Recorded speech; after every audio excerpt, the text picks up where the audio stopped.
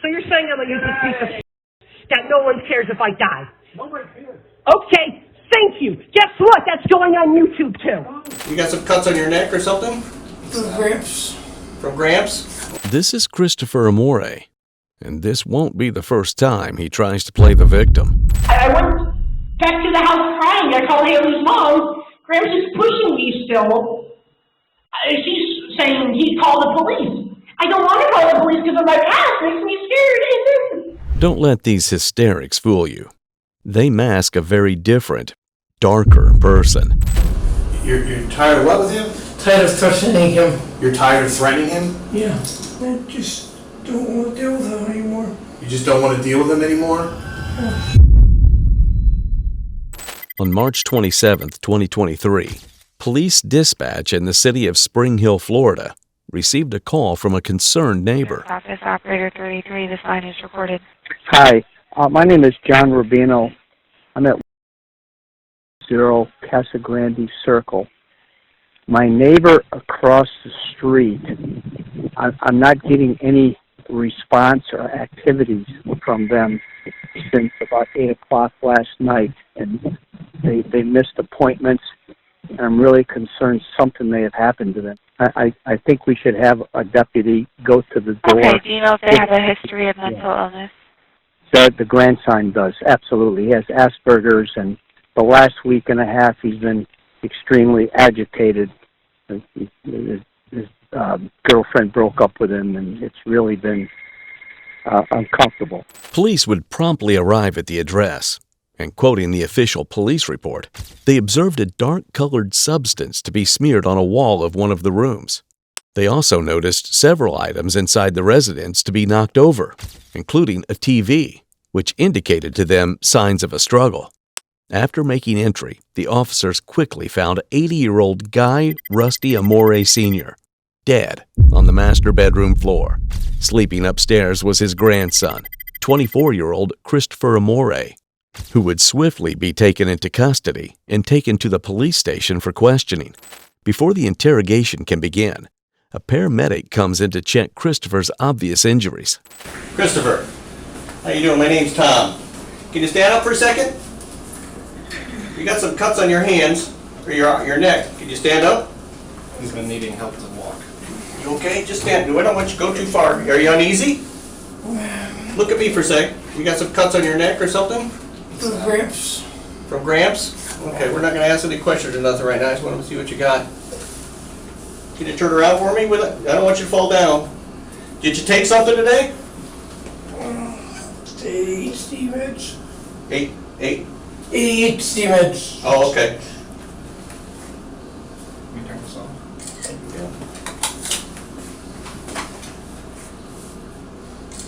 I don't want to get too personal. Did you cut your wrist? Is that something you did?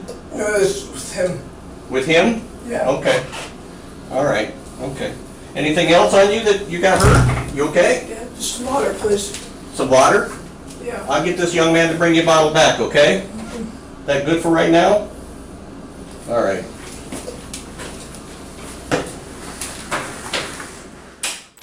That his grandpa was physically abusive is something Christopher would continue to insist throughout and after his interrogation.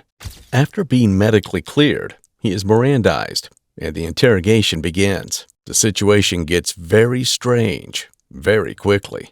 I'm just trying to figure out what happened today or whatever, what's going on, what caused everything to happen, and what led you to be here today.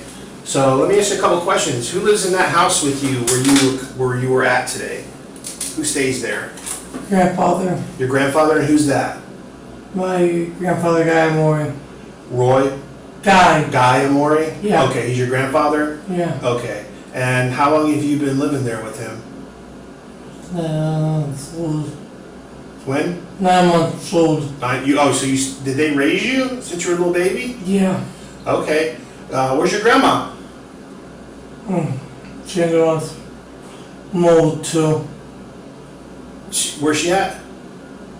She was mold. I don't hear. I don't understand. Mold. What's molt?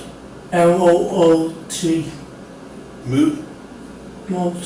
Did she live in somewhere different? No. Did she die? No.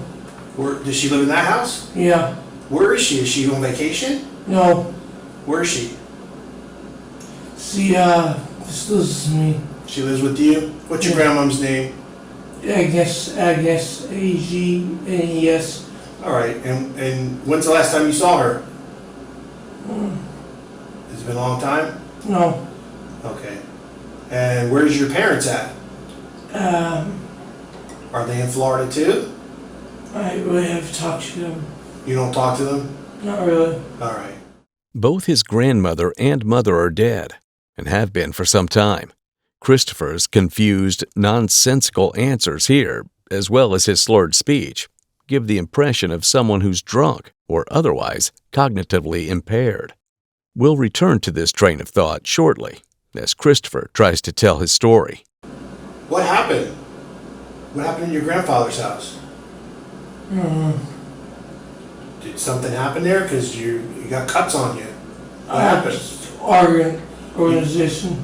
You had an argument with him? Yeah. Over what? Just.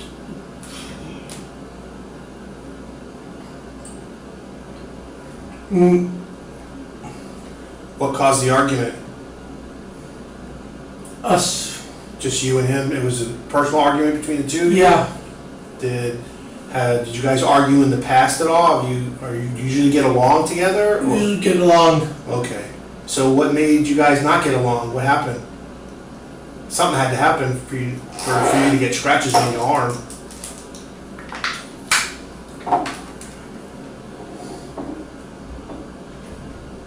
Get out of the water. Yeah, I'll have to get you one in a little bit. I don't think we have any more here. I gotta get somebody to bring some in. Okay. Did you are you okay? Because you seem like you're out of it. Are you drinking alcohol today at all? I don't drink. No. You don't drink? Oh, good. Do you take medicine for anything? Besides Tara. Just Cetera? What's Yeah. that for? ADHD. ADHD? Yeah. Do you have any other conditions besides that? No. All right. This is a lie. The detective doesn't know it yet, but he can tell something is clearly wrong, so he presses the issue. Do you take any kind of narcotics? Do you smoke marijuana or anything No. like that? Do you do meth or No. cocaine or anything? Uh-uh. Okay. So why are you the way you are? You seem like you're really something's like you're under the influence of something. What's that about? You with me? Yeah. Why are you the way you are right now? What happened? What, did you take something that's making you this way? Kind of just Tara. Just that? That's it? Yeah. Why does that make you this way? Kind of just Tara. Just tired. You're just tired? Yeah. When's the last time you had some sleep? Just last hour. When? Last hour or so. The last hour just being here? Yeah. So before you came here, when's the last time you had some sleep? I was stressed. When's that? I was stressed. You're stressed? Yeah. Okay. So what happened at your house where you're at? Something bad happened there. What went on?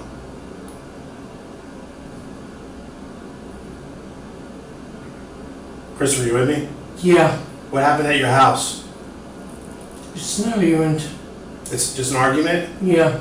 Well, it led to something else. How'd you get the scratches on your arm? Who did that? Me and Gramps. Your gramps did it? And Yeah. how did you do that? Yes. A what? Physically. So he grabbed you with his hands and then made those marks on you? Yeah. Why did he grab you for? I know you were arguing, but why did he grab you? To 03. To what? To 03. I didn't understand what you say. What is it? The tape of 03. The tape of '03? What Yeah. does that mean? The tape. What tape are you talking about? We'll fill in the blank so Christopher's actions make more sense. He has several conditions, two of which will be important for his case: Asperger's syndrome and type 1 diabetes. It's the latter that helps explain his behavior throughout the interrogation. The following is a call between Christopher and a friend of his late mother, who is visiting him in prison. Their conversation quickly sheds light on why Christopher was confused and disoriented. Because I've been abused for years, and I don't know what to do, and reading that thing made me think everyone thought I was a monster, and I didn't want it to go down like that. That's because you show zero remorse for everything that's happened. I understand all of that, but like right now, I know. I need to try to help you like right now. So I need to I'm trying to get understand, the public defender. Yeah, sorry. like Continue. who spoke to you? Has a No one public spoke to defender- me. I haven't heard anything. Turns out when I thought I was talking to the detective, they're telling me it's an EMT. Because after everything went down, I tried to kill myself with insulin, and it's horrible. So I was going in and out. So turns out I thought I talked. Since you've been in jail. I've only talked to the psychologist, and they think it was me being abused over the years. That's all they've done, and they've been giving me speech therapy. That's all they're doing. I haven't talked to anyone else besides yesterday. I did a health evaluation, which was mostly just medical, and then like history of sexual abuse and really just very minor stuff. And I brought up some of the abuse I went through. Other than that, I haven't talked to anyone. It's driving me insane here. And I can't email you half the time because they don't give me a tablet. And I have no way to contact anyone. And I know, but that, like I tried to explain to you yesterday, I mean, that's kind of where it is now. They'll do all of these evaluations and things can change, but... I know, I'm trying to hold out. Sorry, continue. The way Christopher frames the situation is clear. Everything revolves around him and his problems. And this will be a recurring theme throughout all the interviews the police conduct in this case. This could be partly explained by his Asperger's syndrome, as people with this condition struggle to interpret social cues. We'd also like to address the nuanced relationship people with Asperger's also have with empathy. Some individuals may struggle to express their emotions and feelings in a manner that is normal and socially acceptable. Yet they may still be highly empathetic, well attuned to the feelings of those around them. Some, however, may not be very empathetic, lacking both cognitive empathy, the ability to understand what someone else is thinking or feeling, and affective empathy, or the ability to feel what someone else feels or respond to it appropriately. This can also help explain some of Christopher's behaviors. None of this is to excuse Christopher of anything, but simply to help understand the situation. At the end of the day, people with Asperger's are fully capable of both kindness and unkindness, empathy and arrogance, sensitivity and insensitivity. The spectrum describes neurological differences, not moral or emotional superiority or inferiority. The next part of Christopher's call helps clarify which camp he falls into. Yeah, like so nobody has explained to you like when a public defender will be... No, they told me it could be the day before if I'm pleading guilty, innocent, or no contest. I don't want to spend 2 years here fighting something that I could explain easily because I have the witnesses, I have the text logs, I called you, I called my neighbor knows I've been trying to get out of the house. I have everyone, but they're not giving me the chance to even explain it. I've been writing down logs about everything, and I have videos, and no one listens to me, and it's killing me because it's eating me inside, not knowing if I'm correct in here. Christopher, listen to me. It's not that nobody will listen to you. It's just that, much like you said, you weren't able to go to those lengths. You were making attempts to get out, but you needed to do that versus what had occurred. I'm the only one that knows what happened that night. After a bit of back and forth over his defense attorney, Christopher begins laying the groundwork for what he ultimately sees as the only way out of his situation. I woke up to it being force-fed paste, kind of. Like, I woke up thinking it was a dream. Like, I remember just being in a wheelchair, like, hold up a sec. And I woke up like, this has to be a dream, and everything before it was flashbacks. Like, Todd would know what I'm talking about, like, when you're, like, in the cutscene in Call of Duty and you're going in and out. It was like that. I thought it was like, I woke up the next day, it's the next day later. And when I read the report, I was like, that didn't I couldn't have been alive at 4 p.m., like, because I tried to kill myself at 8, and the amount I took would have, and what happened was early morning, and I'm trying to explain, but I wish I would have called them, but I was afraid of everything because of how Gramps was, and then how my past, so I'm trying to explain, but I don't know, and then... Though he doesn't delve into specifics, the trance-like state Christopher is referring to here is called a diabetic blackout or hypoglycemic coma. It is a life-threatening condition caused when the blood sugar levels of a diabetic drop very low, and the symptoms include a loss of consciousness, difficulty speaking, confusion, and fatigue. In other words, Christopher is claiming that he was not in his right mind when he killed his grandfather. He had tried to kill himself by injecting insulin and, as a result, lost control of himself. On the surface, his behavior in the interrogation room seems to fit this diagnosis. It is a strategy that Christopher himself was very, very confident in. It's going to be on their time, right? Exactly. I know. I don't mind staying here a month or two. I don't want to fight all the way to a court case for 2 years, and then they find out he's innocent. We just wasted his time. I don't care if they don't pay me the $1,000 a day I'm here.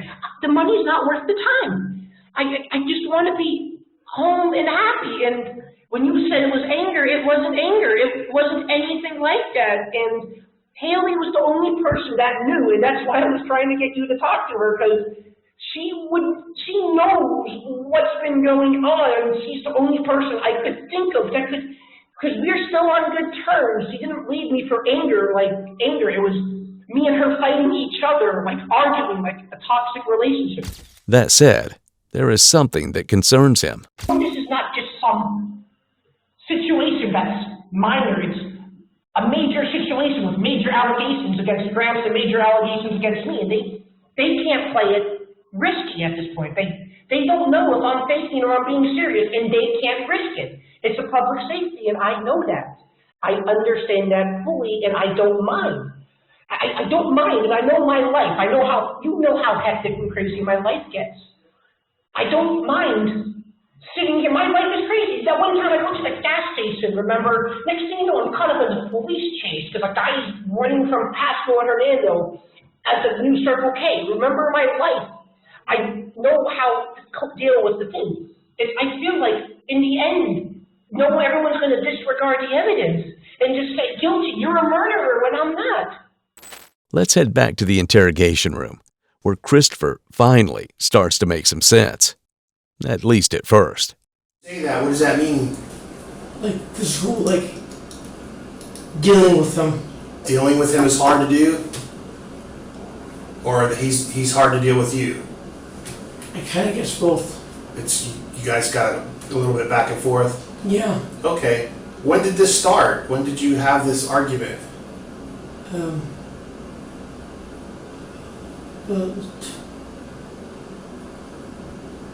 you know what today is? What day today is? Is it Friday, Saturday, Sunday, Monday? Do you know? Saturday. Today is Sunday. Sunday. Yesterday was Saturday. Okay. So did you have a fight today, Sunday, or yesterday, Saturday, or even before that? Saturday, Sunday. Saturday and Sunday had an argument with him? Yeah. Okay.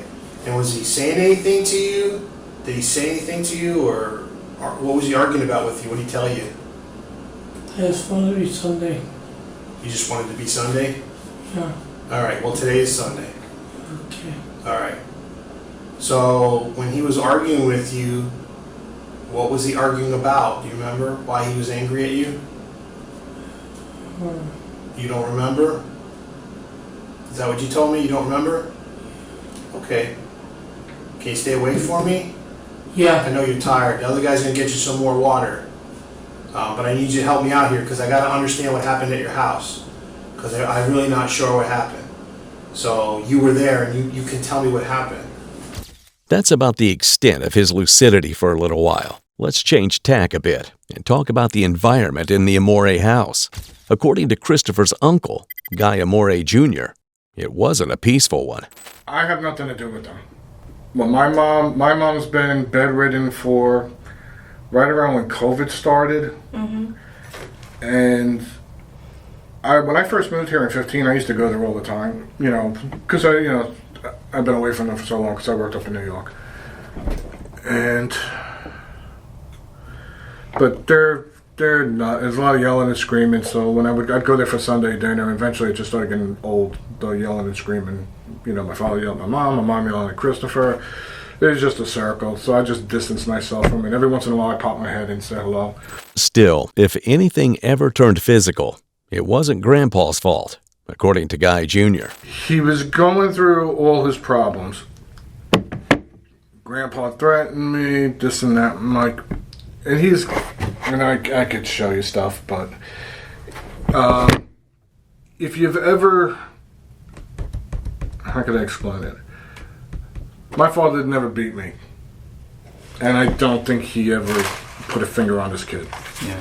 Could this kid get under your nerves and get you to the point, if you've ever been in a relationship with a person, girlfriend or boyfriend, to the point where you're like, you're not supposed to hit a girl, and I'm going off tangent here, but where you could get so wound up that you're not supposed to. This kid could push the buttons. Yeah. That's half of him. Well, is my sister. This sentiment is shared by his ex-girlfriend and her family. I know him and Grandpa had a lot of problems. I've heard Grandpa in the background screaming and hollering at him. Chris has said he's put his hands on him before. Like my Mrs. has said, we don't know. Yeah, because you weren't there. We weren't there. We've never seen it. I know. I've never seen it. And the thing of it is I've never even seen any of the telltale signs. I haven't seen bruising. I haven't seen marks. To me, if there's a physical struggle of any kind, you're going to have some kind of evidence eventually. Do you see what I'm saying? I mean... Multiple family friends would also tell the police that they don't believe Rusty was capable of violence, but that he clearly was at wit's end with Christopher. And Grandma just died 6 months ago, and I don't know if Grandpa was getting sick, maybe dementia or something. He was very aggressive as well, because when I called, because last week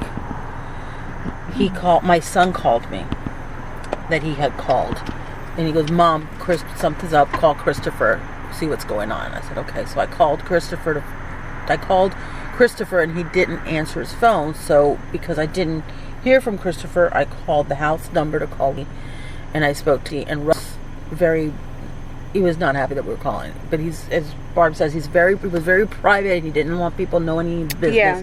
And he would always if people knew, and it was like, "I'm just calling to find out if there's something I can do, if you need." And he said, no. And he was very wanted to handle it between them and keep it between them. No, he was literally yelling. Okay. I never saw him that way. When she told me that, I was a little surprised too, because I've never seen that side of him. Right. Okay. Yeah. Not in all of these years. Sure. The grandma, yes. Yes, the grandma, yes, not but him. I never saw that on the grandfather.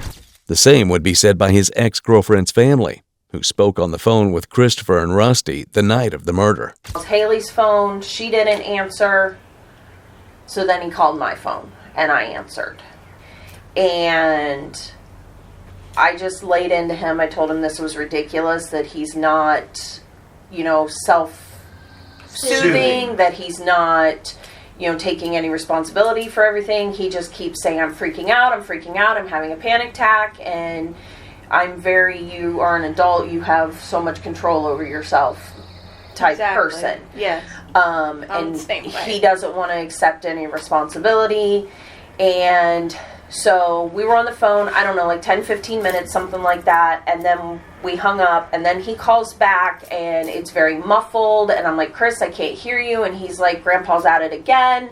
And I'm like, "Chris, what are you talking about?" Well, then I hear him and Grandpa yelling at each other in the background. Grandpa's cussing at him, telling him to get the fuck out.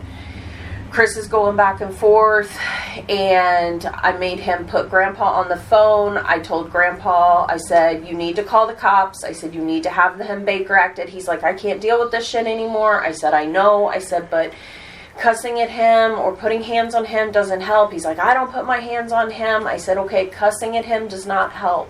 He's like, "I know, this is ridiculous." And then Chris is back on the phone again. And then we hung up, and then he calls back, and then he said, "You need to call the cops." I said, "You need to have him Baker acted." He's like, "I know, this is ridiculous." And then Chris is back on the phone again. And then we hung up, and then he calls back, and then he said, "You need to call the cops." I said, "Okay, cussing at him does not help." He's like, "I know, this is ridiculous." And then Chris is back on the phone again. And I guess he never called the cops. Do you know what time that was? That was about 2 o'clock in the morning. I told Chris, I said, you need to go upstairs, you need to go to bed. I can't sleep. I said, then you need to go upstairs and lay in your room.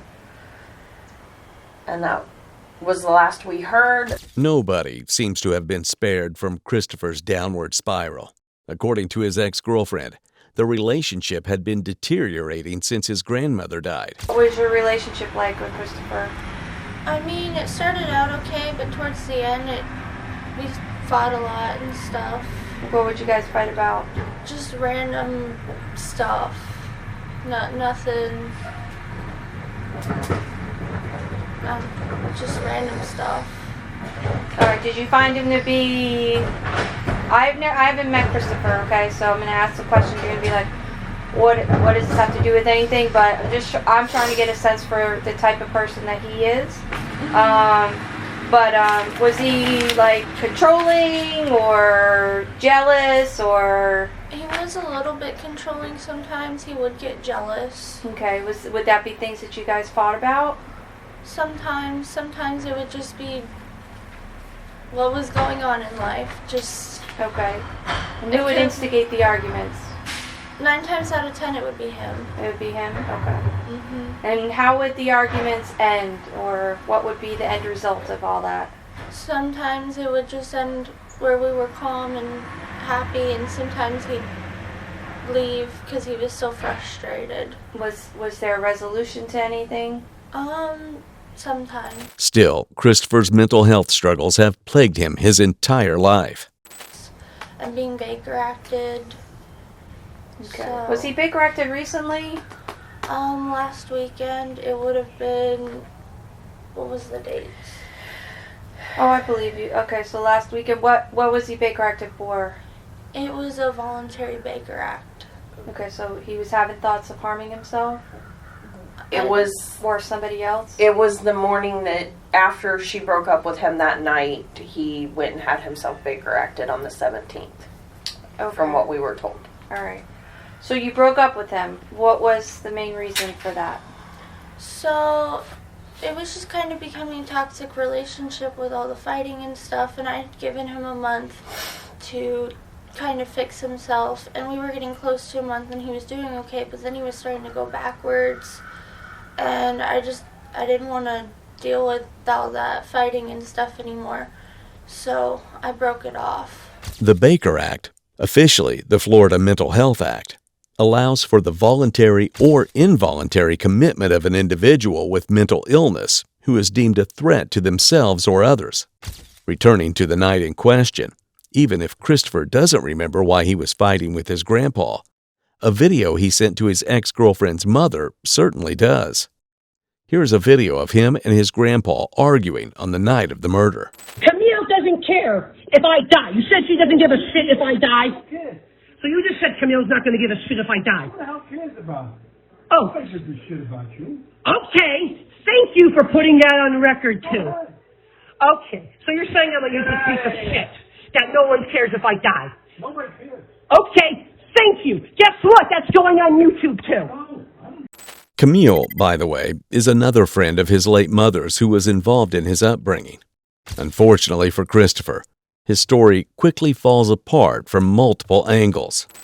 Still getting nowhere, the detective tries multiple tacks to get him to open up. All right, you're very stressed, and you apparently haven't had much sleep. So I'm just trying to figure out how Grandpa got hurt. If he grabbed you and you grabbed him back, I understand that. You know, was he being mean to you, or were you being mean to each other? Being mean to each other. Okay. And do you remember what caused you guys to be mean to each other? What happened to make that happen? Why were you not getting along well? What caused it? Not wanting to have to kind of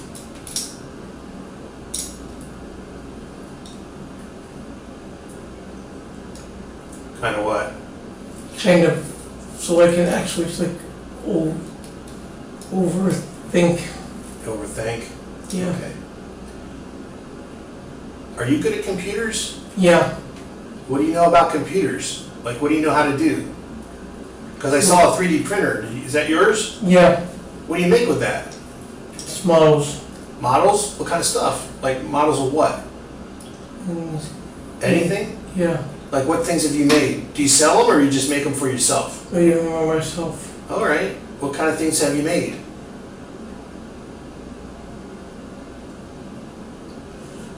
It's really just... Because it's pretty, they're pretty complicated machines to run. Yeah. So you must be pretty smart to be able to make stuff with them. Yeah. Did you go to college to learn how to do that, or you just learned it on your own? Yeah, I went to college. Did you?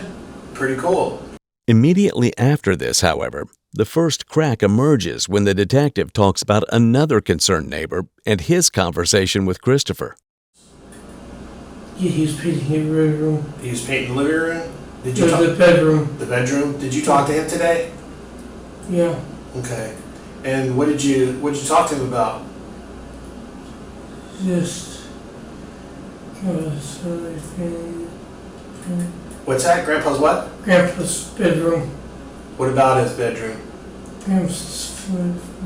Okay, was the neighbor supposed to come over and paint today at your house? Yeah. Okay. Did he come over and do that? No. How come?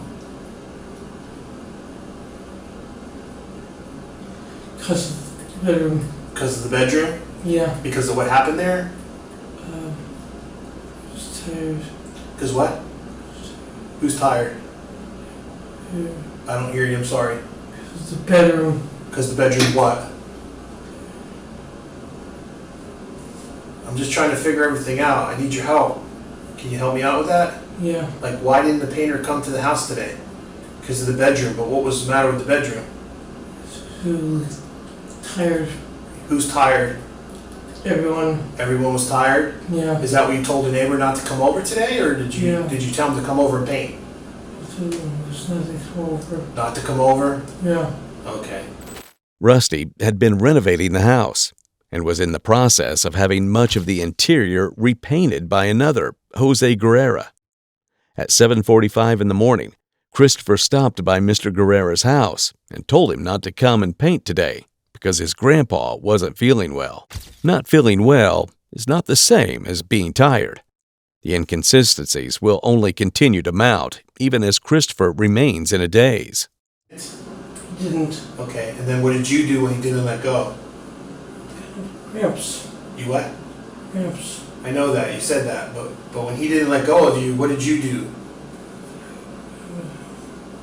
What's that? Gramps. Okay. Gramps, what about Gramps?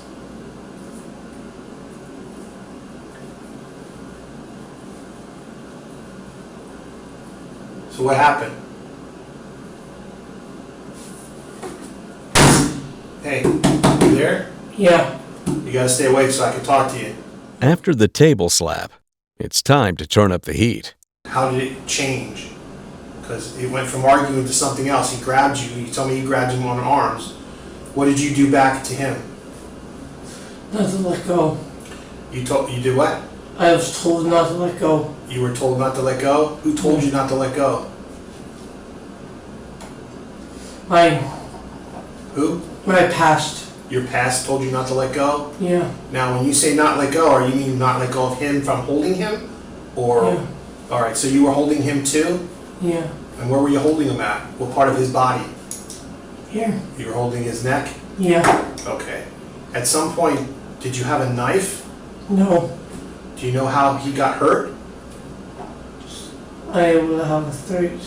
What's that? Not able to have Did you hit him with anything? No. Are you sure? I'm sure. Okay.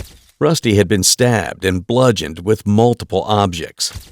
According to Christopher, he didn't do it. The detective continues trying to turn up the heat. How did the blood get in the house? How did it happen? How did the blood get there? Christopher, talk to me, man. Yeah. What happened to how the blood get there?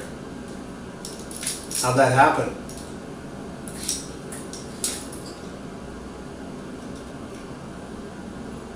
You know what happened, right? Still nothing. So the detective tries a different angle. Talk to me, man. I am. Yeah, but you're not saying anything. You're being really quiet. Sorry. It's okay. I'm just trying to figure out what happened at the house there so I can know what to do. You know, I don't know what happened. I have to assume things if you don't talk to me. So if something happened in the house to you, you can tell me what happened because you're here. You know, your grandpa's hurt. He can't talk right now. So I don't know what happened to him. Only you do. So I need you to talk to me so I can figure out what happened. You know, I kind of get you guys got into an argument, but how did he get blood all over in the house? How'd that happen?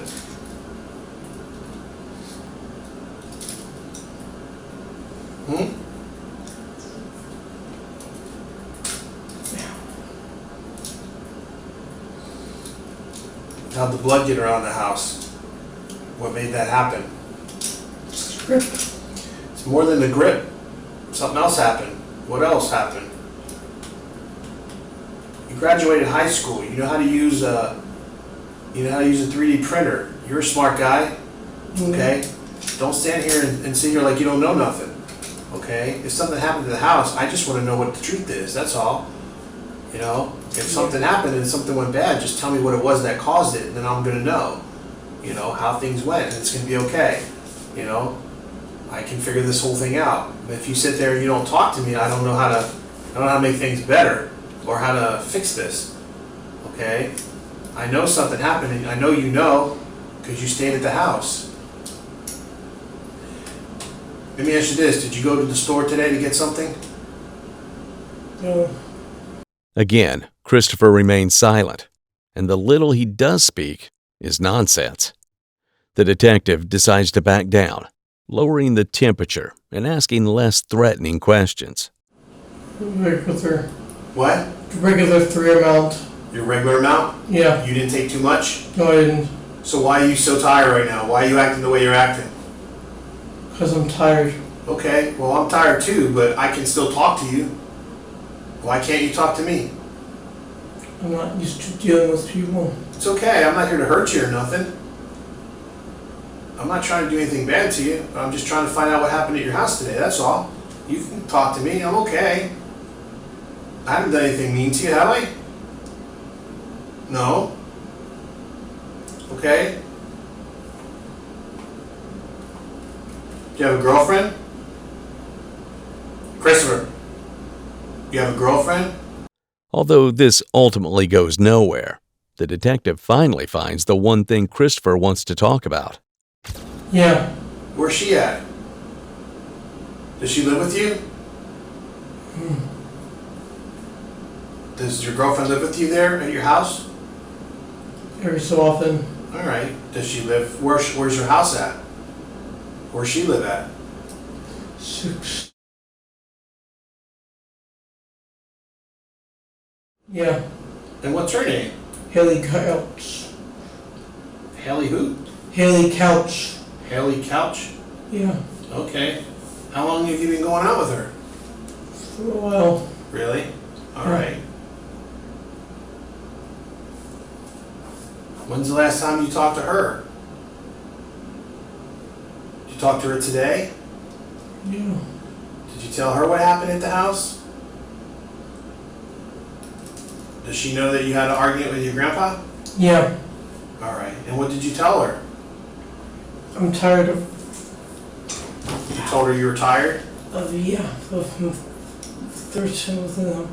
You're tired of what with him? Tired of threatening him. You're tired of threatening him? Yeah. So why are you threatening him for? Why would you threaten him? What happened to make that? I'm tired of threatening him. Okay. Well, why? Why do you threaten him for?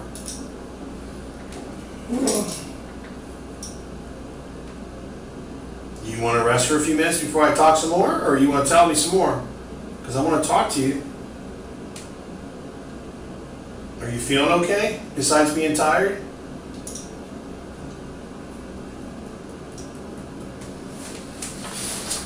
All right, hang here, dude. I'll be back.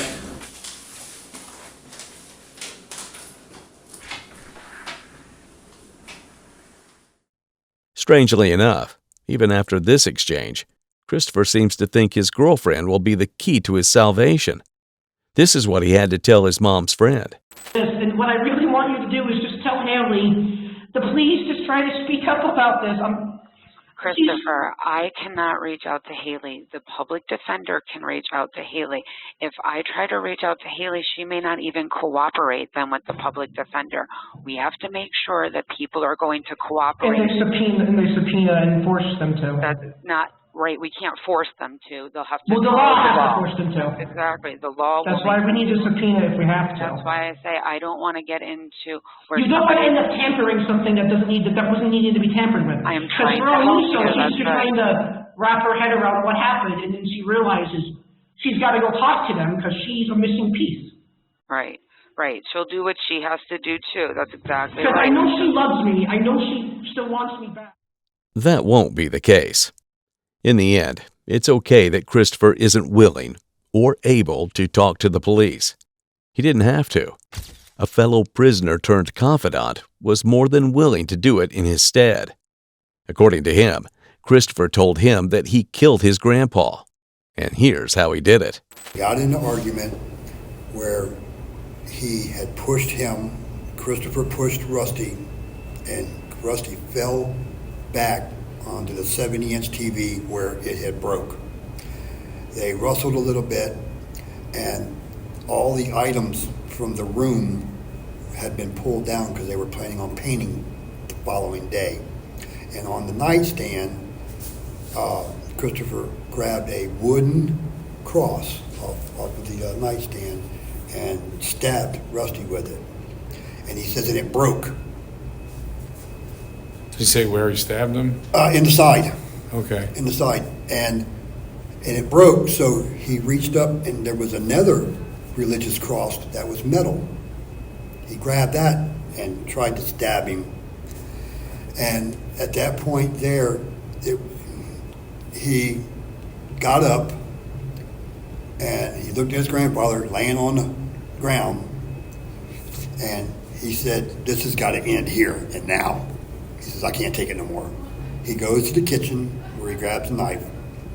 He comes back and he stabbed Rusty in the neck.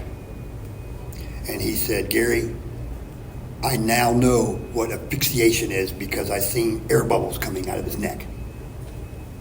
It wasn't the gory details or the fact that he killed his grandpa that bothered Gary so much. It was something else. This is where I started becoming biased. You know, I'm like, man, this kid, there's no remorse.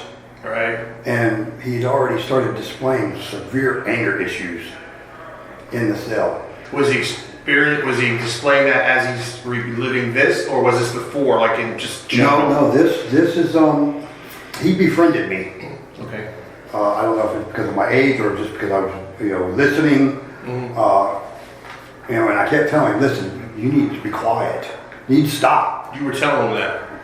Okay. And after like the fourth or fifth time, I finally said, "Listen, man," I said, "let your attorney handle this." I said, "You're burying yourself. Stop." Mm-hmm. And I said, "Do you want somebody like me at your trial? Because that's what's going to happen when you go to the back." I said, "Some people are going to jump on your case." And he calmed down, and I laid down, and it wasn't 15 minutes later, an 83-year-old man who just got released today come back to him, and he's talking to him at the window, and he's telling him the same thing. Right. And I'm like, you know what? And that's when I made the conscious decision that, this kid ain't crazy. Right. And if I don't do it, somebody else will. Sure. So that's not cool either that he did that in the first place. No, I broke the law. Right. And I've never been arrested that I haven't, except for one time they dropped it. Okay. So right. I'm just doing what I feel is right.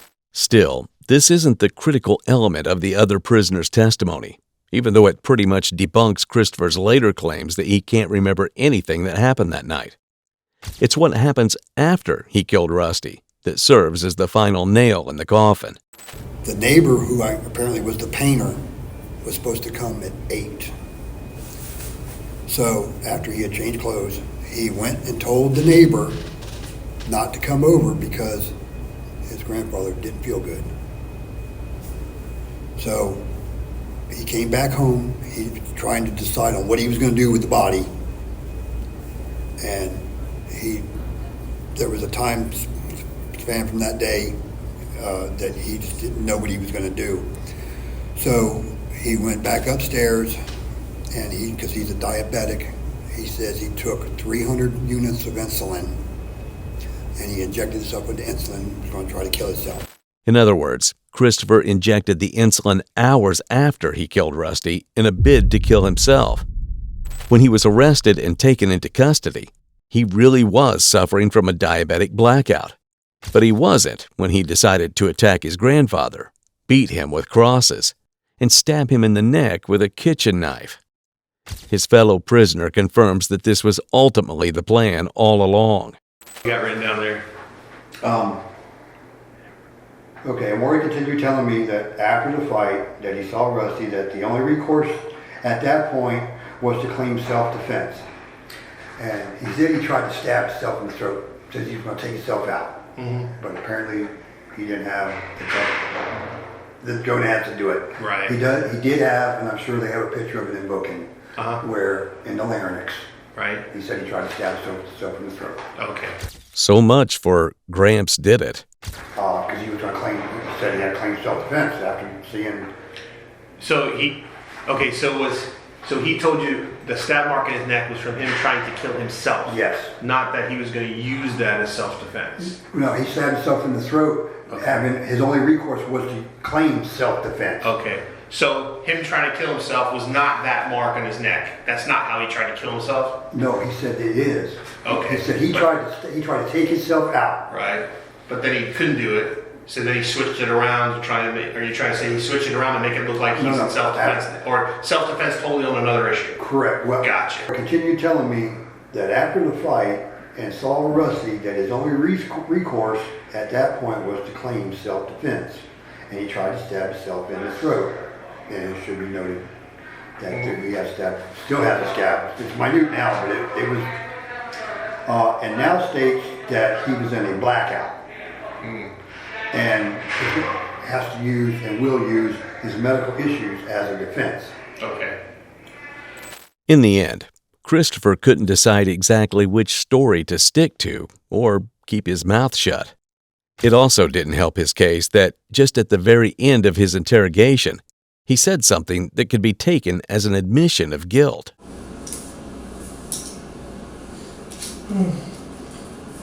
I just don't want to deal with him anymore. You just don't want to deal with him anymore? Yeah. All right. Did you hit your grandpa with something else besides a knife? Despite all this, he remained very confident he'd be able to get away with it. Guy left, he's yelling at me, threatening me in my face, like, listen, look up at me in the eyes. I'm like, I can't. And he's like, well, if you can't work right now because of your back and your physical condition, I don't know what to tell you. He's like, I'm sorry, but I'm fucking moving to New York. Goodbye. And he's yelling at me and threatening me, not like grabs, but like, look in the eyes, or I'll just kick your ass out. And you get what I'm saying. So Guy was no help. I went back to the house crying. I called Haley's mom. Gramps is pushing me still. She's saying he called the police. I don't want to call the police because of my past. It makes me scared. She's like, let me talk to Gramps. Gramps starts talking to her, tells her stuff. She doesn't know. She's only met him once or twice before. And next thing you know, I'm slammed up against the bed with the rain and everything. What the hell? I really don't want this. I love him still, but I don't at the same time. I've slept here more often, like in the jail, like better sleep than I have in 2 years at my own house. I've slept at Daniel's house for 3 days. Christopher, listen to me. Yeah. I only have 10 more minutes. I know. What do you need to know? I'm just trying. I know I can get through it, and I know I'll be found safe in the end. On September 25th, 2025, Christopher Amore was found guilty of second-degree murder by a jury of his peers and sentenced to life in prison without the possibility of parole, though he may be happier behind bars. Listen to, and everyone's treating me like I'm a murderer. The inmates here I talk to, they treat me more like family than I felt, but Listen, at the don't same worry time, about, listen to me, don't worry about them. That's no, what I care about. I'm closer to them than the house is what I'm saying. One wonders if they'll continue to be so welcoming in the future.